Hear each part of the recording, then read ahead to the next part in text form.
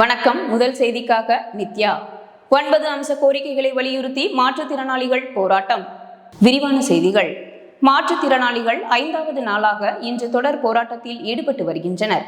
அரசு துறைகளில் மாற்றுத்திறனாளிகளுக்கு வழங்கப்படும் 4% இடஒதுக்கீட்டில் பார்வை மாற்றுத்திறனாளிகளுக்கு அறிவிக்கப்பட்ட 1% ஒதுக்கீட்டை அரசாணைப்படி உடனடியாக அமல்படுத்த வேண்டும் என்றும், ஆசிரியர் தகுதி தேர்வில் தேர்ச்சி பெற்றுள்ள பார்வை மாற்றுத்திறனாளிகளுக்கு நியமன தேர்வில் விலக்கு அளிக்க வேண்டும் என்றும், அதேபோல தமிழ்நாடு அரசு பணியாளர் தேர்வாணையத்தில் பார்வை மாற்றுத்திறனாளிகளுக்கென சிறப்பு தேர்வு நடத்த வேண்டும் உள்ளிட்ட 9 அம்ச கோரிக்கைகளை வலியுறுத்தி பார்வை மாற்றுத்திறனாளி கல்லூரி மாணவர்கள் மற்றும் பார்வை மாற்றுத்திறனாளி பட்டதாரிகள் கடந்த 4 நாட்களுக்கு முன்பாக சென்னை மெரினா கடற்கரையில் உள்ள மாற்றுத்திறனாளிகள் ஆணையர் அலுவலகத்தில் உள்ளிருப்பு போராட்டத்தில் ஈடுபட்டனர்.